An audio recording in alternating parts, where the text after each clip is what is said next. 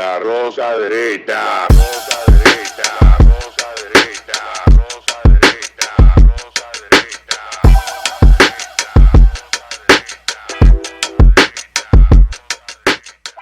Este programa contiene 3 personajes únicos y vulgares. Sus opiniones son totalmente individuales y ofensivas y debido a su contenido... Bienvenidos a otra entrega de La Rosca Derecha. En esta semana está nuevamente con nosotros acá Noelia Hassim.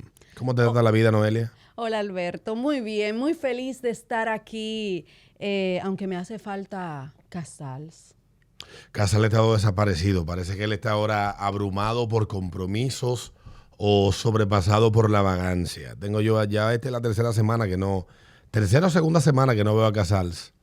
Hace bastante tiempo que no lo veo. Pero nada, estamos acá y como siempre tratando de conversar y discutir de los temas más calientes que hay en el día a día. Esta semana estamos en una semana de la presentación de la propuesta de reforma fiscal, pero no es el único tema que ha ocupado la semana.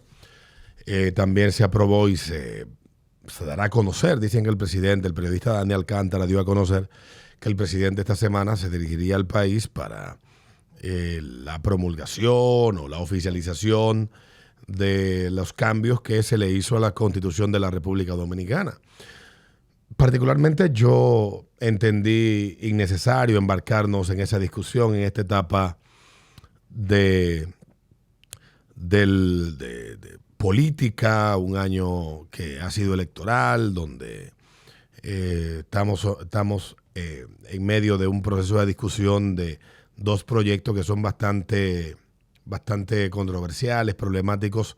Su planteamiento y discusión, que es la reforma laboral y la reforma fiscal, llamada por el gobierno el programa de modernización fiscal.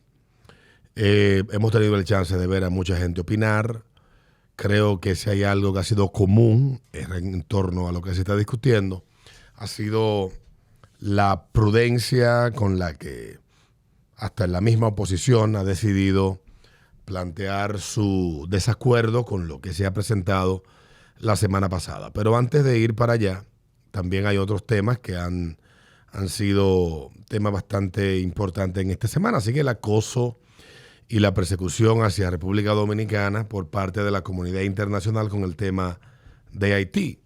Vemos cómo en el contexto del debate internacional esto no es una cuestión que tenga que ver únicamente con República Dominicana y Haití.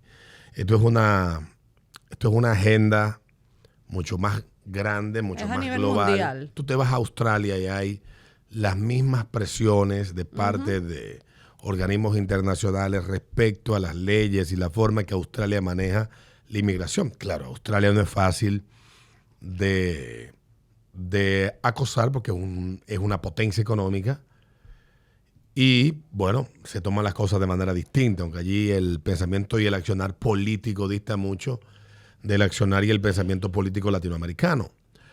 Pero viniendo a la República Dominicana y el tema haitiano, este tema pues sigue caliente. Y hay algo que yo he planteado muchas veces y es el sobredimensionamiento de declaraciones hechas por organismos internacionales que nada más los medios locales la toman en cuenta.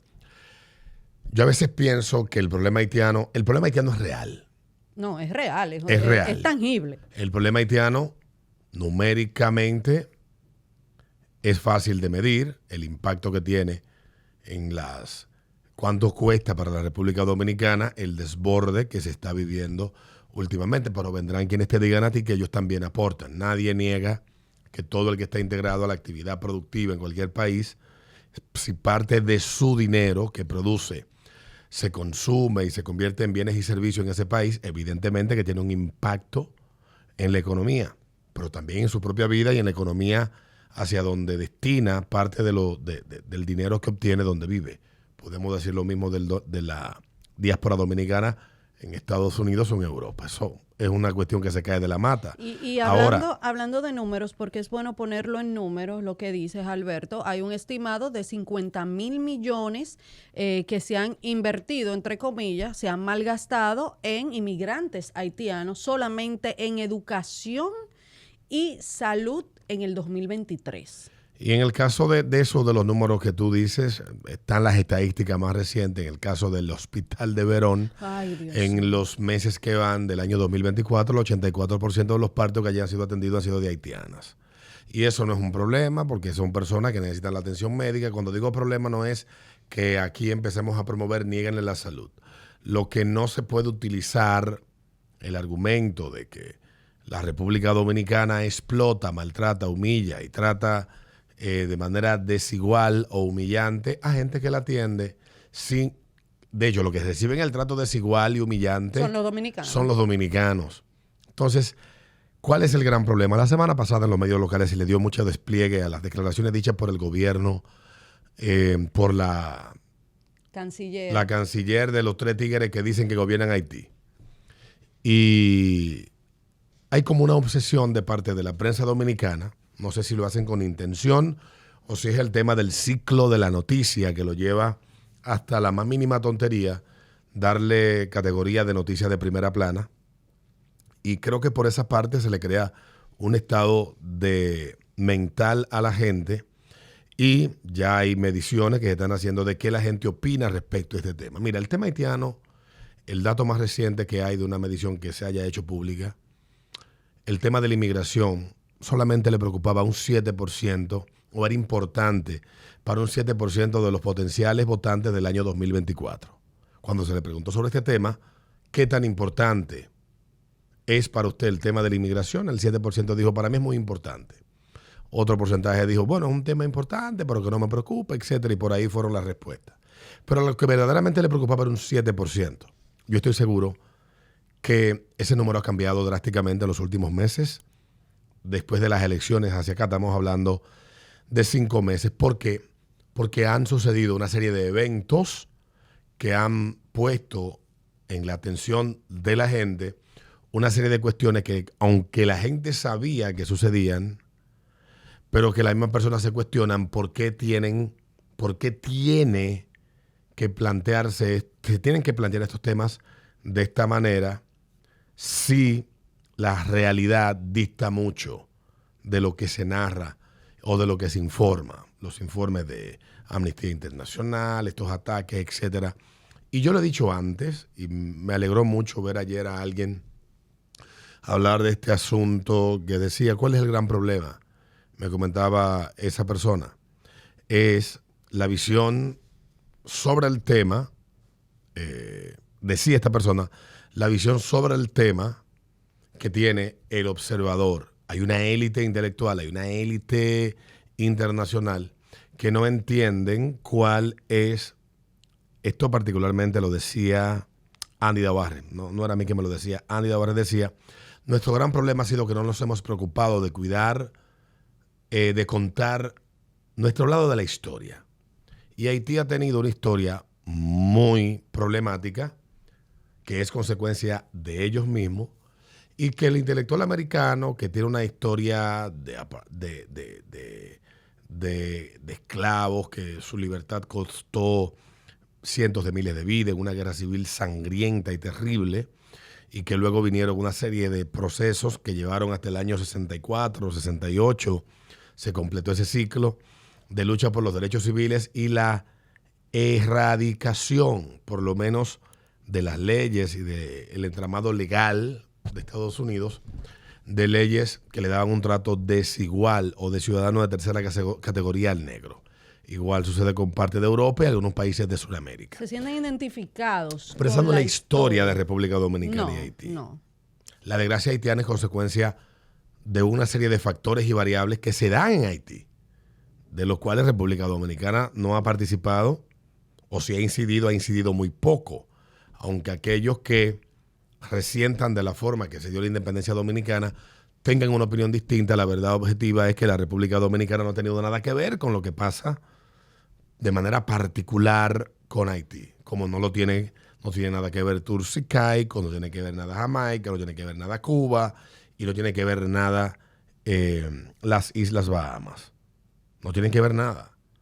Y ellos tienen el mismo problema de inmigración ilegal desde Haití, con todos ellos. Menos numérica, pero igual que nosotros, con esa gente, porque, ojo, el haitiano que busca emigrar de Haití no lo hace porque sea malo ni porque sea una plaga de langostas que van a ir a acabar con los sembradíos. No es eso. Es una realidad inhóspita, difícil, que afecta la vida de millones de personas y que buscan la forma de encontrar mejores vías para salir adelante y para poder sostenerse ellos y su familia. En eso estamos claros. Pero la narrativa construida alrededor de este tema en los últimos meses ha sido abrumadora, ha sido avasallante. Y lo peor de todo que es de gente de República Dominicana o de españoles, colombianos o puertorriqueños que desde una ignorancia total de la realidad y de los problemas quieren hacer una equivalencia de un problema que no es como ellos lo plantean entre República Dominicana y Haití.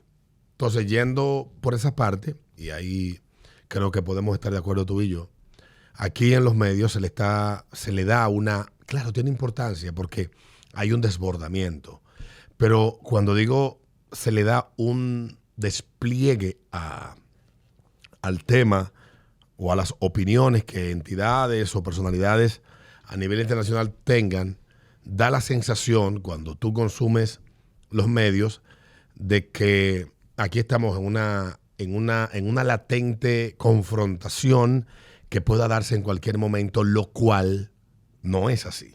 Ahora, de seguir este rumbo, porque fíjate que te hablé del sentimiento de las personas frente al tema y de cuán importante para ellos era este tema, y estoy hablando de un lapso de 5 meses, de seguir este rumbo, esa sensación de no tolerarnos o de vernos como antagonistas irreconciliables, va a empezar a encontrar tierra fértil donde germinar.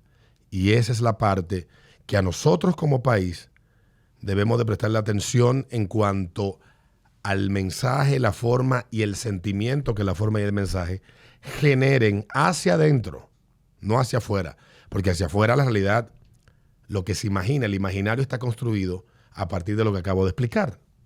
Mira, tú sabes que yo lo que creo es que aquí hay muchos medios de prensa, ya sea escrita, que trabajan para organizaciones internacionales y por eso le dan la cabida y la importancia a esas declaraciones que hacen estas personas. Y tú ves que cuando el dominicano exige que se cumplan las leyes de migración, el dominicano es un racista, es un xenófobo, es un odiador. Y las cosas no son así. Aquí lo que queremos es que se priorice al dominicano porque, como bien tú dijiste, en este país lo que está sucediendo a nivel laboral, a nivel de salud y a nivel de educación es que los dominicanos están siendo discriminados por el Estado. Pero no sé si tuviste el chance, porque ese era el punto al que iba para dártelo como un ingrediente adicional.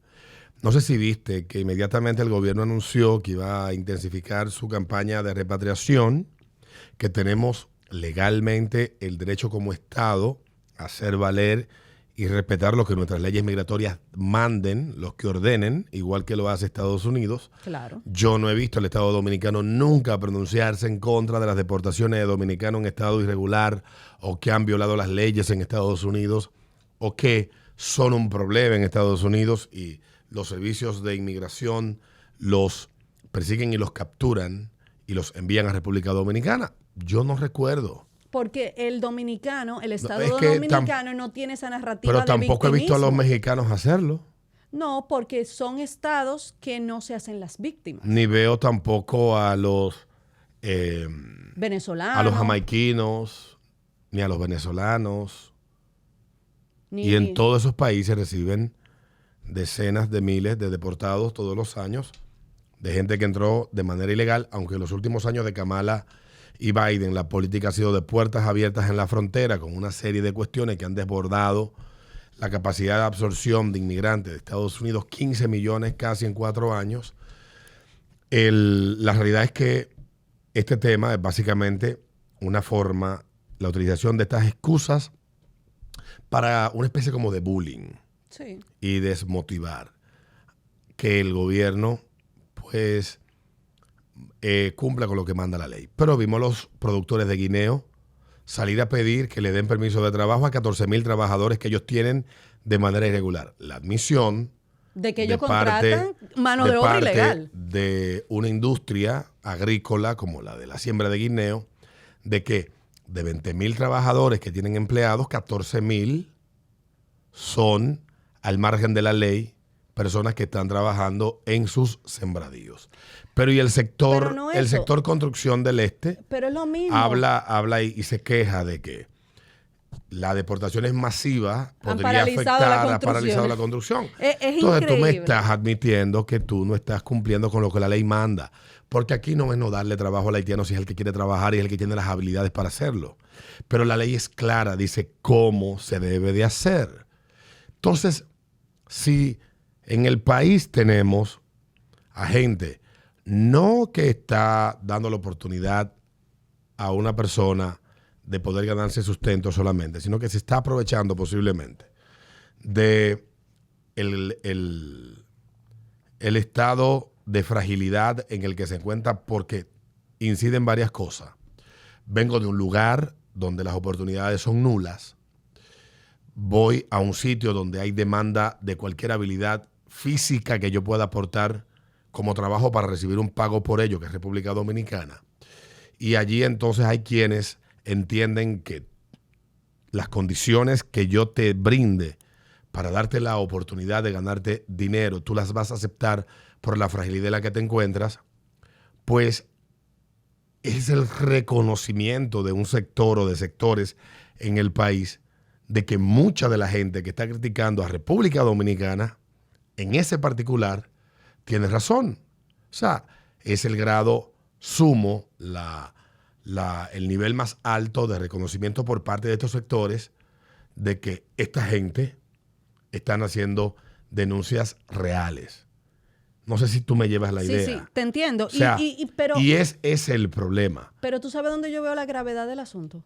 ¿Dónde están las consecuencias para esos Unas autoridades empresarios que admiten que contratan mano de explotan. obra, explotan y contratan mano de obra ilegal? Pero no solamente eso, tampoco se está cumpliendo el 80-20.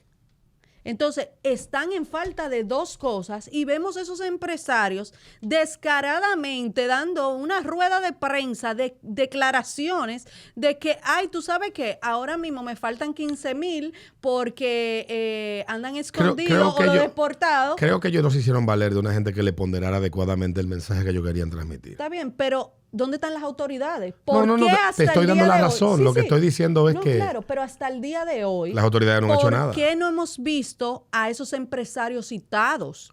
Y uno ve noticias internacionales. En el caso de Estados Unidos, que gran parte de la mano de obra en el sector agrícola de los estados más fronterizos está en manos de inmigrantes de Centro, Suramérica y México.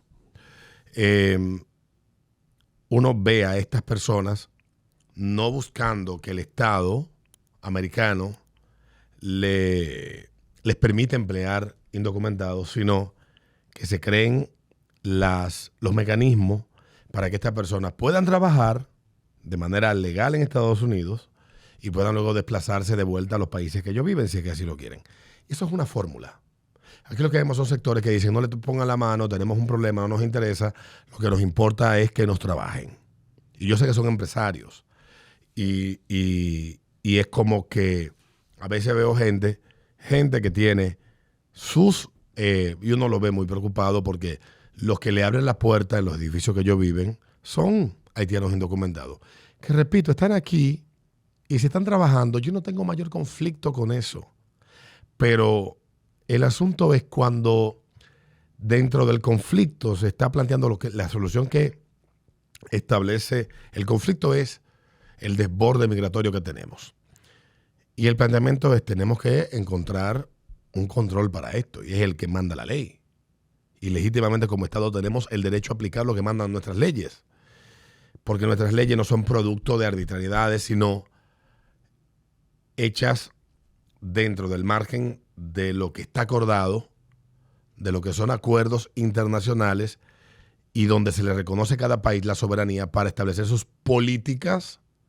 Y nosotros no formamos parte de ningún bloque que tutele o que esté por encima de nosotros para decidir cuáles leyes Aplicar o no. aplicar o no.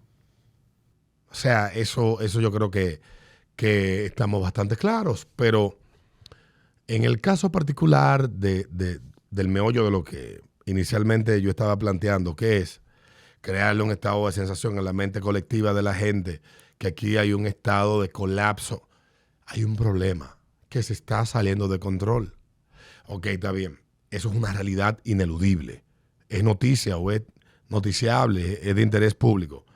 El medio es su función. Ahora, cuando una caraja que tiene cero incidencia, tú le das primera plana, yo creo que le estamos haciendo un flaco favor al interés principal de la República Dominicana, que es defender su derecho a aplicar sus leyes. Porque cuando a ti una supuesta autoridad de un país te habla de garantizar lo que ellos no están en capacidad de garantizarse ni a ellos mismos, o sea, ni a ellos mismos, que andan en vehículos blindados, con un séquito de seguridad enorme, que viven en casa, que tienen 3 layers de protección para poder dormir tranquilos, y muchas veces ni siquiera duermen allá, sino que cruzan en helicóptero a Santiago o a la ciudad capital. Ustedes no saben que es así. Porque eso lo sabemos todo el mundo, que mucha de esa gente que vemos hablar disparate y tontería no vive allá. O vive en lugares muy remotos donde se tiene acceso de forma muy limitada, muy seguro. Y ellos no garantizan eso al pueblo llano ni al pueblo medio. Que hay regiones del país que pueden vivir en una relativa tranquilidad, pero hay otros que viven en un infierno. Entonces, ese tema, por ese lado, ocupó bastante la gente la semana pasada. Y finalmente esta semana, en el fin de semana nos enteramos, finalmente en este fin de semana nos encontramos con un accidente que ocurrió en la ciudad Juan Bosch, donde lamentablemente una familia fue embestida por un jovencito que iba conduciendo un vehículo en Ciudad Juan Bosch. Esta familia iba saliendo de un centro comercial, un supermercado, y este joven, en un acto imprudente, trata de irse en vía contraria para economizar. El famoso pedacito que me voy a robar, que tantas veces se ha señalado que es un acto imprudente. Este joven resulta ser hijo de una jueza y la familia, con todo el legítimo derecho que le corresponde, sale a denunciar este hecho y a que las autoridades tomen carta en el asunto, pero toma un giro entonces. Mira, los accidentes son accidentes. Nadie sale a la calle queriendo Nadie sale a la otra calle gente. queriendo matar a otra persona. Esta familia le ha tocado la parte más difícil, que es poner el muerto, la fallecida y 2 personas más que se encuentran en un estado delicado. Su sentimiento y la actitud ante lo que ha pasado es comprensible, pero no puede ser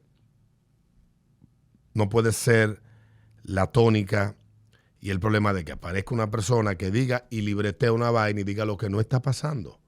Yo hablaba el lunes de esto en el programa en el ritmo de la mañana, y decía que aunque el hecho es bien confuso y he leído un montón de noticias alrededor, he visto los videos, de verdad que no comprendo el accidente. O sea, cómo en un hecho absurdo termina convirtiéndose en una tragedia que afecta de manera irreparable a una familia y también les cambia de manera dramática la vida a esa familia y afecta a otra.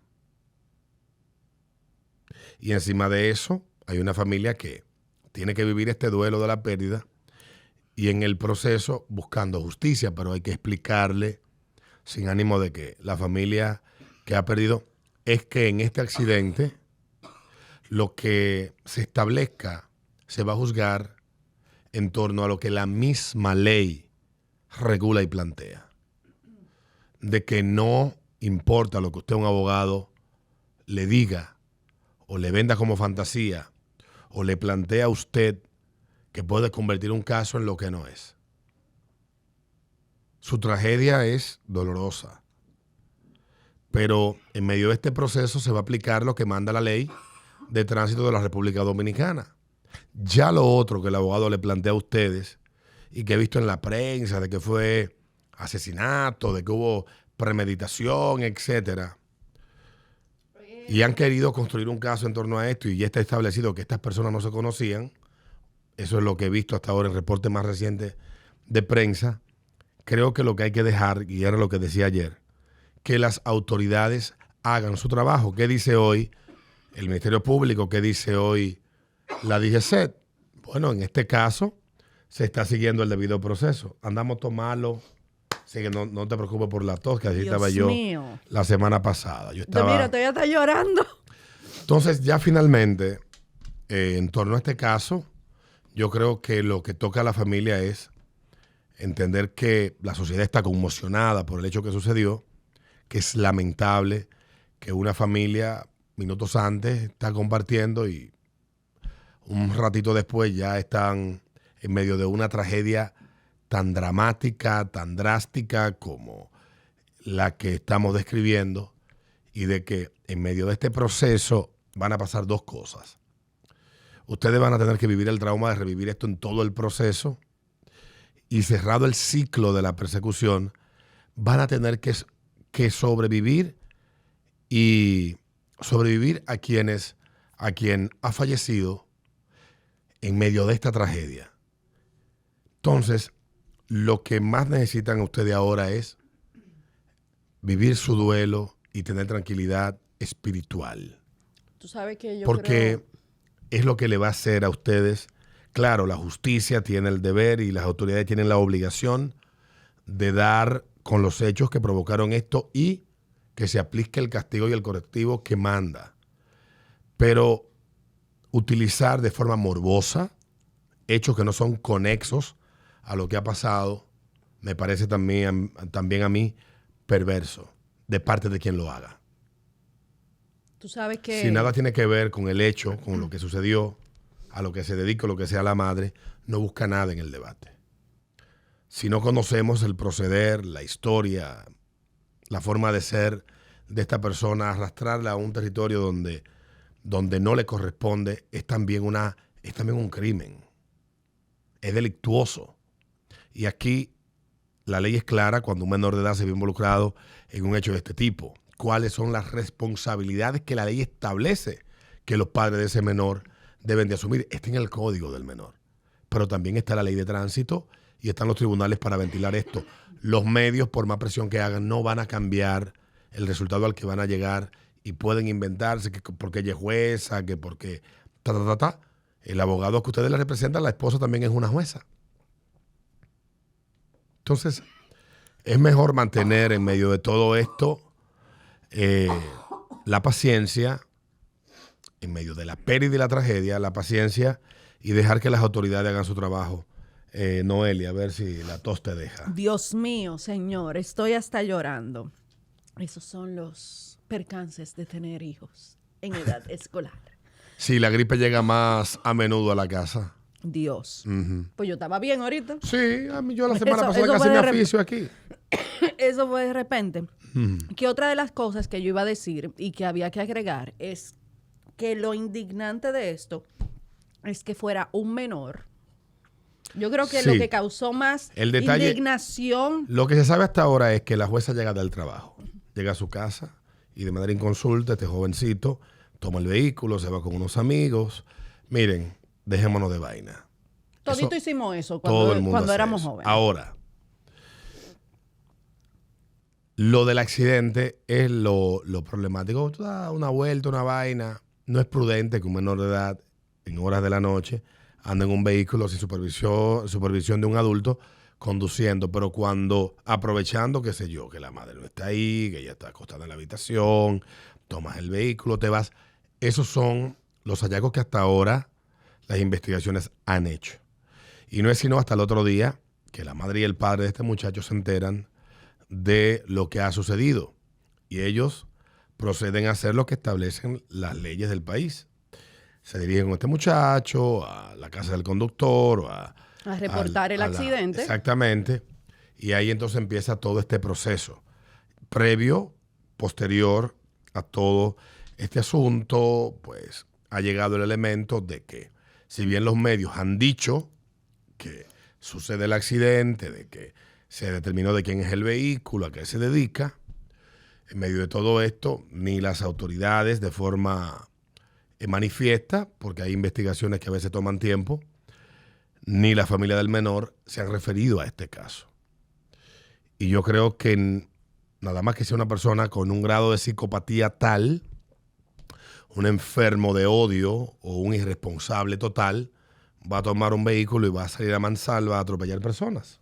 Mira, yo entiendo que el nombre lo dice todo. Nadie sale de su casa, sea menor, no sea menor, tenga licencia, no tenga licencia, a atropellar a alguien adrede. Los accidentes ocurren. Quizás, como dije, lo que más indignó a las personas es que este vehículo era conducido por un menor. Quizás que bien pudo haber tenido licencia. Entiendo yo que, como tú decías a ti fuera del aire, antes de grabar, bien podía tener licencia como bien no. Sí.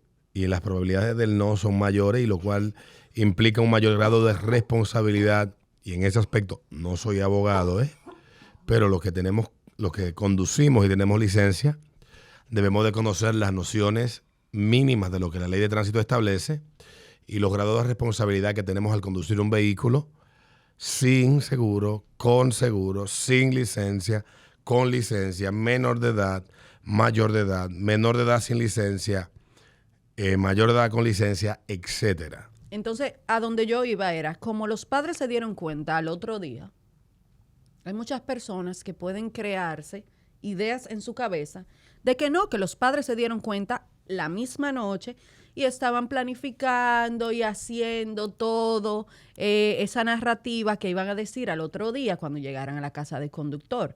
Porque aquí sabemos que aquí... eso se maneja. Vamos a ser honestos. Eso se maneja. Sí. Entonces, como estamos acostumbrados a vivir en un país donde las cosas se manejan, es posible que eso haya causado indignación mayor. Pero por una suposición, porque no hay forma de probar que esos padres se dieron cuenta esa misma noche que sucedió ese accidente y que no fue realmente como ellos lo cuentan, que fue al otro día. Entonces, en esas suposiciones se causa una indignación innecesaria que en un hecho conmocionante. Que creo que es lo que está sucediendo específicamente con este caso. Totalmente de acuerdo contigo. Ya finalmente, ahora sí, la semana pasada iniciábamos hablando de lo presentado por el gobierno como propuesta. Nosotros hablamos a grosso modo de lo que estaba allí contenido. El martes, miércoles, llega al Congreso de la República el proyecto de ley que contiene los cambios que se van a hacer. Muchos cambios conllevan la eliminación de exenciones, el gravamen a una serie de productos, la eliminación en la parte de las pequeñas empresas y las personas jurídicas, físicas, de el pago del anticipo, que tantos años tenía discutiéndose esto. Eso fue un transitorio hace 25 años, 24 años, que se hizo en una de las reformas de principios de los 2000. Mira, transitorio. Yo creo que, como dicen muchos abogados, aquí ninguna ley transitoria la han quitado jamás en la vida. A nadie le gustan los impuestos. Eso es lo primero. No. Lo primero que vamos a decir, y lo dijimos la semana pasada, a nadie le gusta pagar impuestos. Eso es la realidad. Ahora, la reforma, no todo es malo, no todo es bueno. Hay muchas cosas en áreas grises que el gobierno ha anunciado que está dispuesto a diálogo. Y para allá iba. Incluso el jueves hay vistas públicas en la Asamblea Nacional. 17. Sí, este jueves hay vistas públicas en la Asamblea Nacional donde cualquier persona puede... Tiene que inscribirse para poder participar. Sí. Pero cualquier persona lo puede hacer. Exacto. Cualquier persona, usted puede ser el que vende China en una esquina y usted se puede inscribir y va a tener su oportunidad de exponer sus inquietudes.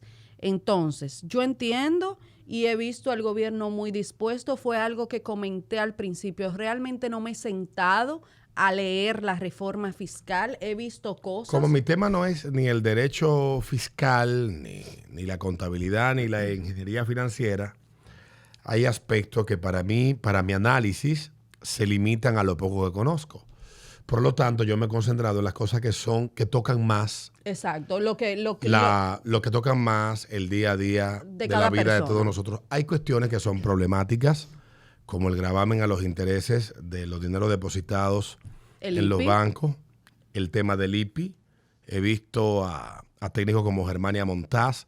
Creo que mucho ganaría el gobierno en crear una mesa donde tú incluyas a todas estas personas que hemos visto y que vienen de todos los sectores. Germania Montaz fue directora interina y es una de las mentes más amuebladas y fue también una de las impulsoras de la modernización de la fiscalidad de la República Dominicana a principios de los 2000. Estuvo en el gobierno de Leonel Fernández acompañando a Juan Hernández, que fue un excelente funcionario, servidor público, el trabajo que hizo en la DGI, que se hizo desde la DGI, la transformación y las leyes que se cambiaron para convertir la estructura fiscal y de impuestos de la República Dominicana en algo más acorde a lo que demandaba el país y a lo que el entorno regional pues estaba aplicando, pues tuvo que ver mucho con la participación de técnicos como Germania Montaz. Y ella ha hecho unas observaciones que me parecen a mí interesantes que se planteen, sobre todo en el IPI. Creo que lo que ella plantea de que el impuesto no debería ser a partir del valor de mercado, porque dice ella, el Estado no es tasador. No. Ella dice, bueno, lo que debe de ser es en base al valor de la compra, porque, y ella lo que es real, si es al valor de mercado, el mercado inmobiliario en la República Dominicana ha entrado en un proceso de volatilidad y una locura, que una casa que te valía a ti 2 millones de pesos hace 5 años, anda rondando los 8 o 9 millones de pesos. Sí. Entonces ella dice que el valor de mercado no puede ser el referente. Y ahí han coincidido otros economistas y otros técnicos como ella. Y está lo que plantea Andy. Andy dice, bueno, es que estos muchachos que están planteando una progresividad en esta reforma han hecho una serie de planteamientos en ella que parten de lo que está dicho en esos códigos que yo han tomado de referencia, pero no han ido a la realidad y al fondo de la letra que esos códigos también tienen contenidas, como el caso de las exenciones. Es verdad que hay países como Estados Unidos que se pagan impuestos, pero hay una serie de exenciones que se dan. Si eres viejo, está casado, si la debes, si no la debes, si en el barrio pasó una vaina, si pasó un accidente, si te debe el seguro. Y al final... Además hay un retorno también. Exactamente. Pero que aquí no es. Lo de aquí retorno, no hay. Aquí es nulo. Casi. No es al 100%, pero tampoco vamos a decir que lo que pagamos de impuestos nunca llega de ninguna manera. Porque sería tampoco irse a un fatalismo extremo. Sí, no, porque uno lo utiliza porque sabemos que todo lo que salimos a la calle y nuestros impuestos están ahí en la calle. Ahí. Están en las aceras, están en los semáforos, están en todo. Tú decías algo del gobierno y lo que dice el presidente de que están en la intención de escuchar y cambiar aquello que haya que cambiar. Y hemos escuchado, la semana pasada hablaron el sector banco, el ABA se manifestó y hizo las críticas, la Asociación de Bancos de la República Dominicana hizo sus manifestaciones y creo que la irá profundizando más. Los productores de bebidas azucaradas al otro día de... Los productores de alcohol. La industria licorera está desde el mes de junio. Desde el mes de junio. Zona Franca también. Haciendo advertencias de la experiencia del último aumento y el efecto que tuvo en la capacidad recaudatoria del Estado, porque en vez de aumentar el consumo de bebidas alcohólicas o de ron, o de llevar la tendencia que estaba recorriendo, esto la afectó e incentivó la industria informal y los productos clandestinos, tanto el contrabando como el alcohol que se produce de manera clandestina. Y ya recordamos el etanol 19 del año 2020, el efecto que tuvo. Y eso hay que ponerlo en el debate, hay que escucharlo, hay que tomarlo en cuenta y ponderarlo. En el caso del sector Zona Franca, tú lo mencionabas. Y hay algo que decía Germania. No puede ser posible que de golpe y porrazo le metamos mano a todos los incentivos sin plantear una alternativa o que sea escalonado, regionalizado, o también en eso coincide Andy. Hay fórmulas que deben de ser tomadas en cuenta. Pero no la de Hito. Para esta discusión. Y mira, y él ha hecho planteamientos también interesantes, lo vi hablar. O sea, un tipo que tiene también mucho conocimiento. Pero yo lo digo por aquella fórmula que se Yo hizo sé, muy popular en el 2019. La fórmula del combustible. Sí, muy popular. Pero tú sabes algo, Alberto. Y ya para completar los sectores, ha hablado ya el sector de la industria cárnica, sobre todo los que producen salami. Yo desconocía que aquí se consumen anualmente una cantidad enorme de kilogramos de carne de cerdo por persona y que la mitad de eso se consume en embutidos, principalmente salami. Y que lo que puede representar esto para la misma industria y para la mesa de los que menos tienen, que son los que más consumen salami en la República Dominicana, y cómo eso afectaría si no se hace de manera racional. Pero al elemento que quiero concentrarme es hasta la misma postura de la oposición. Tenemos a Juan Ariel Suero que escribe 2 artículos. El de hoy es el más reciente, donde él plantea de manera crítica, pero entiendo yo, no desde el punto de vista necesariamente del técnico al 100%, sino también del técnico que es político y miembro de un partido de oposición. Pero dentro de la racionalidad y la reflexión, igual ayer el presidente Fernández hizo una serie de observaciones y hubo algo que él dijo que creo que con lo que tenemos que quedarnos, tanto el gobierno como los que están opuestos de manera absoluta a que se apruebe como está planteada, que es la prudencia. Y la prudencia que conlleva, bueno, dialogar, ponerse de acuerdo, saber que hay cuestiones que hay que encontrar el camino para llegar a una solución. Mira, si hay algo que yo he aprendido de este gobierno, es que este gobierno lanza las cosas. Globosonda. Sí. Ellos lanzan las cosas. Ellos empiezan una guerra nuclear. Ellos anuncian una guerra nuclear y poco a poco le van quitando cosas y luego son los más bonitos, los mejores, los que escuchan. Es una estrategia que ha utilizado este gobierno. Es que la política es así.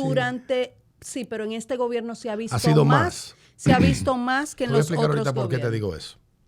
Se ha visto más que en los otros. Entonces, por eso, desde el inicio que salió la reforma, yo dije, no todo lo que está ahí se va a aprobar, porque sabemos que no es verdad. Que un diputado que tiene que ir en 4 años a su demarcación ni un presidente, y que va a estar registrado que usted votó por eso, en el 2028 hay gente que tiene que seguir acumulando su capital político porque va a volver a aspirar en el 28. Pero no es eso. El presidente, el gobierno, los funcionarios no se van a tirar los próximos 4 años en huelga. Eso no o es. Con problemas. O con problemas. Con un tema porque tú me dices a mí que esa reforma ellos la tiraron en el 27, bueno, ya le queda 1 año.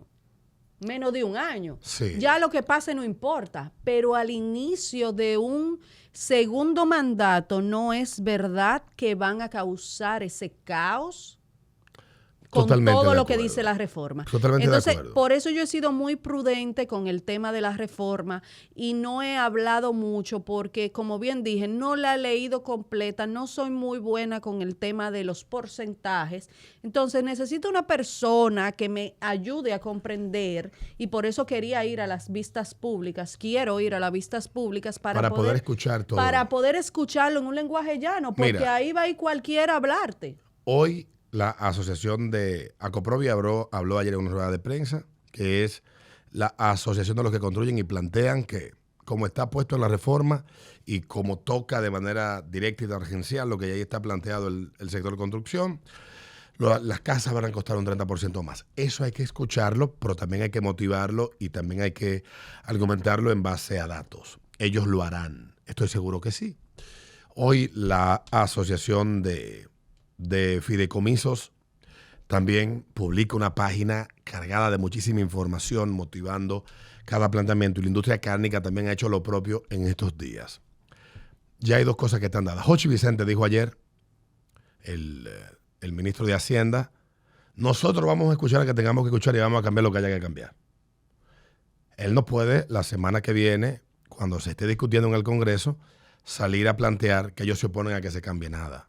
No, porque ellos dieron esa apertura. Ya ellos dieron esa apertura. El presidente ayer habla de esa disponibilidad. Pero yo creo que hay algo que debe de quedar como lección para los que hoy gobiernan, y por eso te hablaba de que te quería tocar lo del tema político ya al final. Hay algo que tienen que hacer. Hoy Pablo McKinney, el poeta, a quien leo con religiosidad, aunque muchas veces estoy en desacuerdo cómo plantea las cosas, pero debo de reconocerle un genio y una forma brillante para escribir que me cautiva, igual que pasa con Leonel Fernández, que son gente que disfruto leerla, Juan Ariel también, son maestros explican con mucha claridad, aunque Pablo McKinney es más poeta que periodista. O sea, a todo le da su toque poético. No lo estoy descalificando, estoy más bien emitiendo un elogio, pero en el caso de lo político, él hace una reflexión, y también el abogado constitucionalista Nacef Perdomo lo ha hecho en el pasado, desde que era muy joven, viene hablando de un fenómeno que yo tengo muchos años estudiando, y es la antipolítica. Miren, ¿qué es la antipolítica? Es estos fenómenos que hemos visto de unos tipos que surgen de la nada, que son lo contrario a lo que tiene tiempo ya establecido, etc. La antipolítica no es producto de los outsiders. Los outsiders, a los que han venido de fuera, son los que han engendrado a esos tipos y el sentimiento que se manifiesta de parte de la gente hacia una clase política que se ha alejado tanto de la realidad del día a día y de la cotidianidad de la gente para construir desde el populismo, que es una forma muy efectiva de comunicación, que no es bueno ni es malo, lo que es efectivo y oportuno para aquellos que necesitan alcanzar un fin, asumir posturas que son simpáticas, pero que son irresponsables. Ningún político puede, de la generación y del país que sea, tener un discurso en la oposición y luego en el poder otro. Porque eso es lo que ha engendrado la decepción que de manera colectiva ha ido aumentando en el tiempo y que hace a las personas coquetear con esos que de manera determinada están dispuestos a subvertirlo todo y a hacer de la vida de aquellos que viven en paz un caos. Por la antipolítica, lo que me interesó, el fenómeno que me interesó por el tema de la antipolítica fueron dos hechos históricos. Lo sucedido en la Alemania de la posguerra, de la Primera Guerra Mundial, y lo que trajo como consecuencia, casi 30 años después de esa Primera Guerra Mundial, en ese país, y el fenómeno que se ha dado en Cuba y Venezuela, en Latinoamérica en décadas más recientes. Cuba, década del 50, Venezuela, década de los 90. Las sociedades van cambiando y las expectativas de quienes viven en esas sociedades también. La República Dominicana, la clase política tiene que poner la atención a cuestiones que ya están probadas en otros sitios y que no podemos nosotros, por irresponsabilidad, tener un discurso hoy en la oposición y mañana en el gobierno, todo lo que negué, que eso sea la práctica. Yo creo que sí, hay algo que debe de aprender quien hoy gobierna, porque por eso tú has dicho, yo te dije, ¿de dónde nace eso? Te dije, yo te voy a explicar ahora de dónde nace eso. Esa es la experiencia. Pero hoy vemos a los que por mucho tiempo gobernaron, Noelia, asumir postura frente a un tema que cuando ellos gobernaban, no hicieron absolutamente lo defendieron nada. A hacha y machete. O no hicieron nada. ¿Quién aumentó el ITV hasta un 18? ¿Fui yo que lo aumenté? No, ni yo tampoco. Ni yo tampoco. El ITV llegó a un 18 y alguien ha de haberlo aumentado, de alguna manera lo hicieron. Entonces, no puede ser que hoy tú me plantees lo que no hiciste antes o lo que te negaste a escuchar antes, tú quieras que hoy lo escuchen. Esto no está para estar pensando en el capital electoral del 2028. Es mucho lo que hay en riesgo, es mucho lo que no ha costado llegar al punto que nos encontramos y tener lo que tenemos ha implicado haber perdido mucho en el camino también. Entonces, ¿por qué yo he apostado? Primero, a ser prudente y objetivo, número uno. Número dos, lo que suene simpático y el discurso de barricada e incendiario, hay que tener cuidado con eso, porque ya he visto comunicadores que se paran delante de un micrófono a hablar de que topa la calle, quememos esto y Cuando llegue la hora de la verdad, se montan en un avión y se largan. Porque tienen sus intereses puestos también en otro sitio. Yo no tengo mis intereses en otro sitio. O personas que también... Tú tampoco. Lo más lejos que tú tienes intereses es en San Pedro. Sí. Que ahí está esta parte de tu familia. Claro. Entonces, Pero, tú no tienes una casa en Miami. No. Ni cuenta de banco en Suiza. Tampoco. Entonces, solamente los que tienen esas condiciones pueden darse el lujo de que las cosas se puedan salir de control. Y no apostemos a eso. Hay otras el personas. El gobierno tiene la obligación y el deber de sentarse con todo el mundo a negociar y a discutir. Si el discurso ha sido por años y el sector empresarial de la República Dominicana ha estado planteando el pacto fiscal, ¿cómo que se llama? Lo que trajo la propuesta del pacto fiscal, el no sé qué vaina de desarrollo, la desgracia esa que fue en el 2012 que lo firmaron todos los sectores, y cuando se ha dado la oportunidad, porque vamos a ser honestos, cuando se iba a firmar el pacto eléctrico, los que hoy gobiernan, antes eran oposición, se negaron a firmarlo. ¿Y quiénes lo proponían? Los que hoy son oposición. Y esos son compromisos que, de manera colectiva, el país... Tiene que asumir en algún momento. No, asumió. Sí. No, pero lo hablo por la reforma fiscal. Totalmente. Entonces, lo va a asumir. Sea quien sea que gobernara del 24 al 28, venía con una reforma fiscal. Póngale el nombre que usted le dé la gana. Esto le pusieron modernización fiscal. Pero venían con su reforma. Bueno, la reforma se hizo en el 16. Necesaria. Bueno, porque era necesaria. La del 16 la coordinó y la hizo desde su fundación. Participó en ella Andy Dawager. Pero que a donde voy era... Y se dejó para el 20 y en el 20 llegó la pandemia y entonces vamos a dejarla para el 24. O sea que como quiera era una necesidad. Hay una necesidad de una reforma. Ahora bien, como dije al principio, este gobierno bombardea y luego escucha. Hay dos cosas que no quiero dejar pasar, que la estábamos hablando. Pero antes de eso, Alberto, así mismo como hay personas y hay comunicadores incendiarios, también hay políticos incendiarios. Políticos que no guardan esa prudencia. Políticos que quieren sacar Yo me tiré ayer, adeptos. Me tiré ayer adeptos. La rueda de prensa del profesor Fernández y debo decir que fue muy didáctica, política obviamente, partidista, porque él está también buscando capitalizar toda esta discusión en su beneficio, pero fue muy prudente. Pero es muy prudente. Fue prudente. Hay otros que no son prudentes y lo que hacen es... Del mismo gobierno. Incendiar. Porque hace unos días Tony Peñaguaba estuvo en la Z101 y su discurso y la forma que lo planteó me pareció a mí completamente imprudente y irracional. Entonces ahí es que voy, justamente ahí es que voy. Vemos como hay un grupo de los políticos más maduros, políticos más capaces, inteligentes, que han guardado prudencia. Y quizás ni siquiera tenga que ver con la experiencia, porque tenemos un Juan Ariel Jiménez que es dirigente político, pero también es un gran economista con una formación muy sólida que explica, exactamente, pero también sabe cómo sacar el beneficio político a su causa o a su postura o a su de una manera no incendiaria. Acera. Pero tenemos otros que lo que buscan es crear caos. Búsquese la entrevista de Andy Dawager en el programa de McKinney del fin de semana, creo que es interesante. También la conversación de Roberto Cavada con Germania Montazo. Pueden escuchar la reflexión de ayer de Jaime Aristi Escuder. Y si usted quiere otro que sea más extremo y que opinen completamente distinto, también yo los he escuchado y lo he leído a todos para poder entender, para poder tener una posición clara.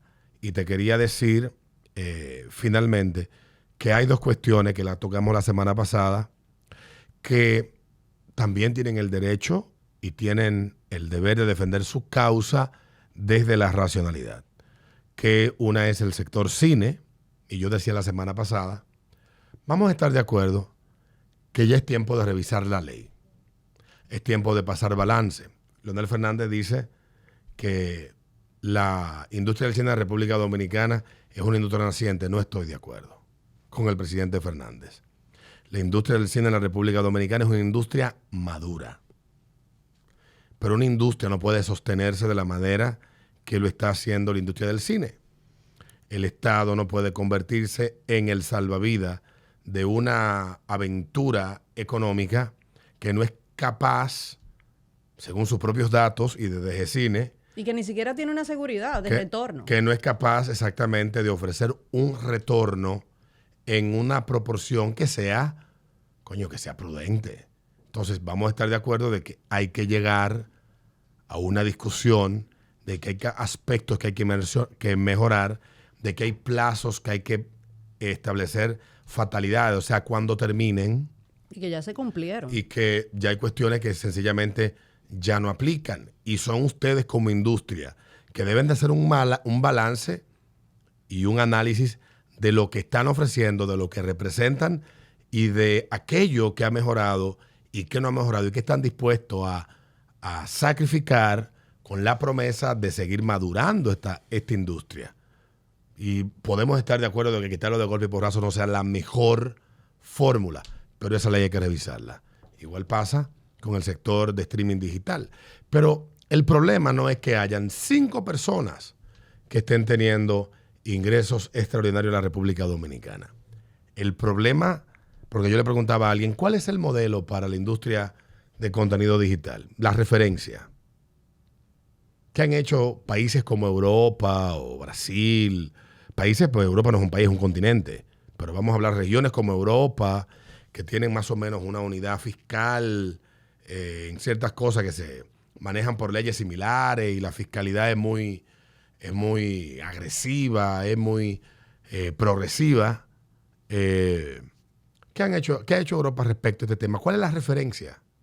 Vamos a entrarle a todo al mismo tiempo. Yo creo que los muchachos que están y han establecido negocios en torno también los couriers, se me escapaba, que andan por ahí en su pataleo. Y ellos tienen sus argumentos y hablan de una cuestión técnica y operativa que lo que propone el gobierno le haría más complicada la operatividad y el trabajo logístico. Todo el mundo ha apelado a los argumentos técnicos y en los streamers y los que cobran por YouTube tienen la oportunidad y hay un montón de argumentos. Ahí es lo que la gente no sabe. El negocio de la publicidad digital tiene muchas aristas y muchas cosas que son complicadas de manejar y de entender. El gobierno, dudo mucho que le haya dedicado tiempo y lo que pueda hacer posiblemente creando un entorno de ambigüedad a partir de una ley para desde una resolución de DGI empezar a perseguir a un grupo de personas que, si bien es cierto, tributan muchos de ellos en Estados Unidos, porque Estados Unidos venía desde hacía años viendo un problema. Yo soy el principal mercado de publicidad del mundo. Las principales plataformas digitales están en mi país. Esas empresas que son plataformas tienen esquemas de negocios con personas que están en todo el planeta y pagan. ¿De qué manera pagan? Bueno, en Europa se paga distinto. En América Latina se recibe el pago de una manera distinta y en Estados Unidos otro es el esquema. Porque el 30% que le cobran a los que son extranjeros que reciben un ingreso publicitario por la audiencia que tienen en Estados Unidos. O sea, si yo tengo un canal de YouTube y el 80% de mi ingreso viene de Estados Unidos, publicidad, mi audiencia que el 90% es allí, esos views, toda esa cuestión, allí el CPM es, el costo por 1,000 es de $10, $11, pon tú, y yo me gano $100. Y de esos $100 que yo me gané, 95 son de Estados Unidos, yo te retengo un 30%. Sí. Y eso venía de hacía tiempo, pero quien implementó eso fue a principios del año 2021, la administración Biden. Eso no va a cambiar. Al contrario, eso va a ser todavía mucho más gravoso. Porque los americanos tenían un problema que es que me está saliendo cuarto de mi país hacia otro sitio. Ahora vamos al otro punto. ¿Tiene el gobierno la capacidad de fiscalizar la inversión que se hace en plataformas como Meta o como YouTube en publicidad de la República Dominicana? ¿Cómo se hace la inversión? ¿Honran estas empresas o estos negocios los compromisos que tienen que honrar por el servicio que están adquiriendo en esta plataforma en República Dominicana cuando su público meta está aquí? Es un tema intrincado, es un tema complicado. Donde quiera este tema es problemático. ¿Cómo van a fiscalizar, por ejemplo, una empresa o las empresas que ahora están dedicando el 52% de su inversión publicitaria en medios digitales? ¿Cómo se está dando? Lo conocemos. O sea, es un tema que hay que discutirlo, pero no del insulto, no ni de del los sentimentalismo, apasionamientos, no del apasionamiento. Tiene que ser de la racionalidad y de los argumentos. y del tecnicismo que es, porque como tú bien dices, hay que conocer el tema de cómo son las leyes de impuestos en el lugar de Estados Unidos, por ejemplo, Mira, cuando se trata de YouTube.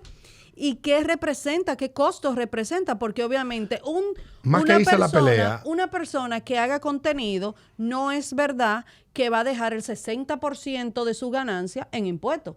El 30 en Estados Unidos y el otro 30 aquí. Y otro 30, sí, que te quieren cobrar el 18 y el 10 o el 12 y el 11. ¿Cuál es el negocio? O sea, no tú vas a ganar menos de la mitad de lo que te cobran de impuestos. Técnicamente desconozco quién puede ser el que más sepa de ese tema en República Dominicana. Yo también, yo no. No sé quién. No sé. Honestamente, no voy a hablar disparate. Sería bueno que lo invitamos a que si sabe de eso, vaya el jueves a las vistas públicas para uno poder entenderlo. Vamos a ser realistas. Los que están dentro de la industria del streaming deben de hacerse valer de argumentos que pasen del insulto o de la descalificación o el de tu mamá es más gorda que la mía o tu mamá es un cuero, porque así como hay empresarios en República Dominicana que ya están pensando en expatriar su capital a lugares donde, miren, y Panamá está 1 hora y media de aquí, y en Panamá hay más de 90 bancos, 96, una vaina, es una cantidad enorme de bancos, y Panamá ha vivido de eso. Pero las Islas Caimán están allí abajo de Cuba. Y los paraísos fiscales existen porque hay infiernos fiscales. Entonces, ¿qué es lo que quiero decir? Para que todos no vean atractivo, ni veamos como lo ideal, la ilusión o el no pago, porque tú como ciudadano adquieres unos derechos, pero también unas obligaciones. Yo creo que aquí lo que debe de haber es, volvamos al mismo punto, la posibilidad de dialogar, pero también dentro del diálogo la prudencia. Porque ya el hijo de su maldita madre, toda la vaina, ya el argumento de ayer para acá es ese. Y que ustedes son unos ladrones. Es que esa no es la discusión. Es que la industria del cine no está robando por recibir exenciones y financiamiento. No, lo que se está cuestionando ¿es el esquema más óptimo o podemos empezar a revisar para encontrar uno que sea mejor y más beneficioso? Porque han venido aprovechados y han sacado beneficio de lo que se pensó con una intención y se está utilizando con otra. Y todos los que estamos en actividades productivas tenemos obligaciones fiscales donde estamos.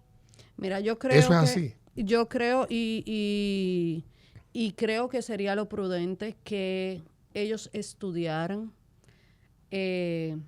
aprendieran a manejar el discurso de cómo es que van a defender su área el día jueves en las vistas públicas y también cuando den entrevistas, porque es que las personas que no vean las vistas públicas y vean una entrevista necesitan entender con un lenguaje llano por qué es que a ti, cineasta, por qué es que a ti, youtuber o creador de contenido, no te conviene la reforma.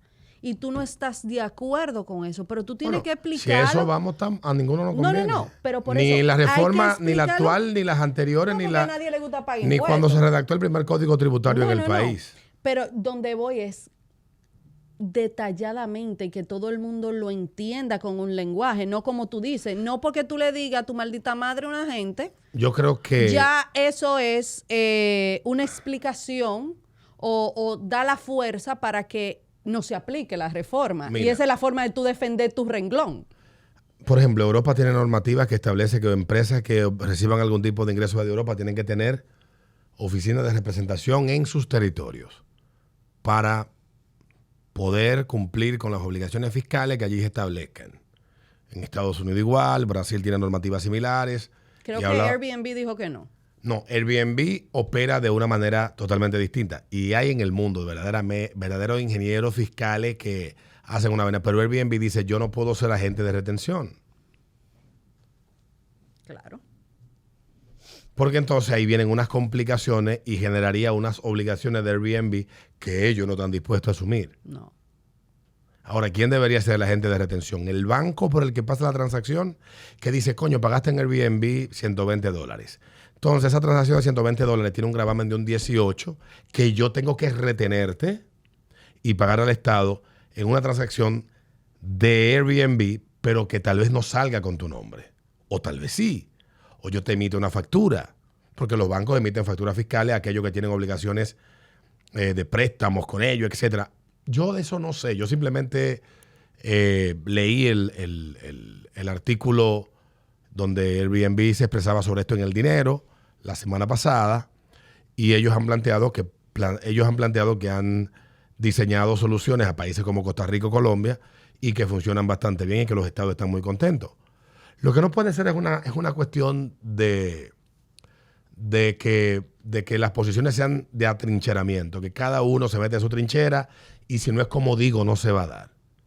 Hay una serie de complejidades en torno a los negocios digitales que lo hace... Esto es un consenso, Lo señor. hace la discusión muy compleja para poder llegar a un camino claro. Lo que pueden hacer los muchachos que ya se han reunido es acercarse, y ahí tienen ellos los canales para hacerlo, al know-how de estas empresas a partir de las experiencias que tienen. Por ejemplo, en el caso de YouTube, YouTube tiene oficinas en el mundo entero. Y sus relaciones de negocio, por ejemplo, con youtubers españoles, o Twitch opera de una manera en España muy distinta a como opera en Latinoamérica. En España, una gente que haga Twitch y le entran 1.000 euros, la ley es clara, usted es un trabajador independiente o un ingreso adicional. Estos son los gravámenes que tú pagas en España. Pero el dinero que te ingresa a ti de Europa o que te ingresa fuera de los países no vuelve a sufrir otro gravamen. Hay muchas cosas que se pueden discutir sin tener que recurrir al argumento fácil y sencillo para que el otro se calle del insulto y la descalificación, que es lo que debe de primar en medio de este debate en torno a la propuesta de reforma o a la ley de modernización o lo que realmente termine siendo esto para los dominicanos. Ya está abierta la pelota en la cancha del Congreso. Esto no creo que lo vayan a llevar como caña para el ingenio. No conviene llevar esto como caña para el ingenio. Entiendo que sería un error. Si este año no se puede, calculen y apuesten para el año que viene y tómense el tiempo que esto deba de tomarse para que todo el mundo sea escuchado y que se pueda llegar a los consensos que mejor beneficien al país primero que todo y luego que aquellos que necesiten o que estén en la necesidad de seguir apegados a los modelos que hasta el día de hoy ellos están apegados. Si la industria del cine tiene que llegar ahí o se le tiene que dar, pero establecer plazos claros, no puede ser per secula seculorum. Señores, hemos llegado al final. Vamos a esperar las vistas públicas, vamos a tener y a recopilar más información de cómo va a defender cada grupo el tema de la reforma que le corresponde. Así que ya saben, suscríbanse, activen la campanita y dejen sus comentarios. Las gracias.